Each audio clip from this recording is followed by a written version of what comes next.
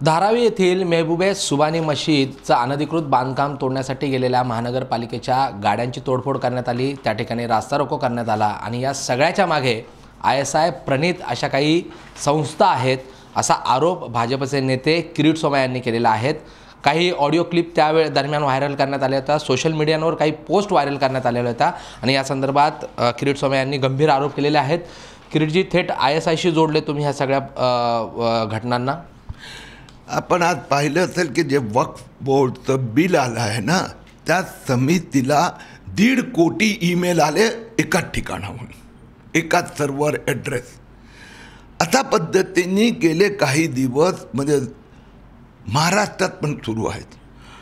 ही जी appeal आहे सुभानी मस्जिदच्या नावाने, ही आत्तापर्यंत माहिती मिळाली आहे की जवळजवळ 70 ते 80 लाख लोकांना व्हॉट्सअप केली गेली।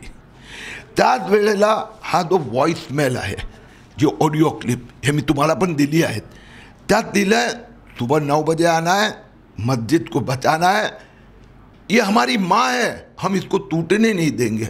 हा व्हॉइसमेल पण लाखो लोकांना। एकाच वेळेला इम्तियाज जलील संभाजीनगरहून निघतात, 3000 गाड्या, खर्च किती होणार, 12,000 लोक, तेही मुंबईत येतात।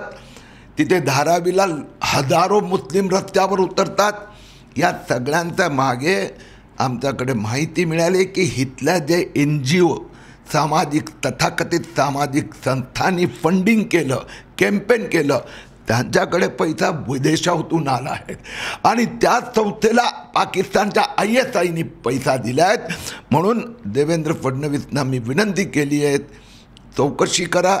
राहुल गांधीची काँग्रेसचा हात आहे, उद्धव ठाकरे सेनेच्या नेत्यांचा हात आहे आणि पाकिस्तानचा हात।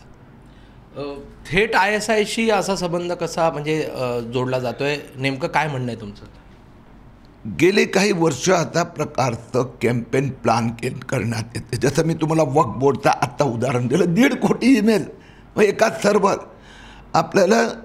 तर हे काय करतात की इथले जे तसंच so cold social media marketing companies असतात, त्यांना पैसे दिले जातात। ते पैसे काही वेळी इथली संस्था देते, काही वेळी डायरेक्ट फॉरेन करून येते। इथे पण तसंच झालेलं आहे। इथे इथल्या संस्थांनी पण हे कॅम्पेन चालवलं आणि जे सोशल मीडिया कॅम्पेन चालवण्यात आलं तिथे विदेशातून पण कोणीतरी पैसे पुरवले। तर या NGOला पैसा मिळाला तर बाहेरून त्याची जर चौकशी केली तर लक्षात येते की हे सगळे धागेदोरे ते इस्लामिक फॅनेटिक संस्था हे पैशाचा पुरवठा करतात। ह्या पैशांचा पुरवठा तर झाला, पण या सगळ्या प्रकरणात तुम्ही काही न्यायिक प्रक्रिया त्याचबरोबर पालिकेच्या नोटीस संदर्भात देखील माहिती दिलेली आहे। नेमकं काय घडलंय? हे उद्धव ठाकरे, शरद पवार आणि काँग्रेस या तिघांनी मिळून षडयंत्र केलं। हे पहा, नोटीस केव्हा दिली, तक्रार केव्हा आली? 10 मार्च 2023। त्यानंतर महापालिकेने नोटीस दिली, त्यानंतर कमिशनरनी ऑर्डर पास केलं, त्यानंतर ती समोरची पार्टी सुभानी मस्जिदवाले कोर्टात गेले, दिवाणी न्यायालयात। तिथे कोर्टाने नाकारलं। कोर्टाने सांगितलं महापालिका परत एकदा त्यांचं ऐकून घ्या। पुन्हा ऐकून घेतलं, तोडण्याचे आदेश देण्यात आले। 18 जुलै 2023ला पुन्हा ही संस्था सिटी सिव्हिल कोर्टात गेली, त्यांनी त्यांची नोटीस आणि पिटिशन नाकारली।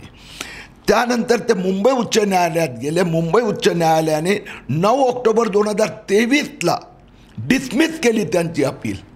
म्हणजे एवढा प्रक्रिया पूर्ण केल्यानंतरही हो, तिथे तुम्ही गुगल मॅप, सॅटेलाईट मॅप काढले तर काही वर्षापूर्वी तिथे फक्त 10 बाय 10च्या 3 खोल्या होत्या आणि आज 1000 स्क्वेअर फीट 40 फीट उंचीचं बांधकाम आहे। हे सगळे पुरावे उद्धव ठाकरेकडे आहे, वर्षा गायकवाडकडे आहेत, तरीही मुस्लिमांना उकसवण्याचं कारस्थान। 5 दिवस दिलेले आहेत पालिकेने, आता जर कारवाई नाही झाली तर पुढे काय? हे त्यांनी तेच नाटक सुरू केलं। परत 5 दिवसाचं संधी घेऊन पुन्हा त्यांनी अपील केली।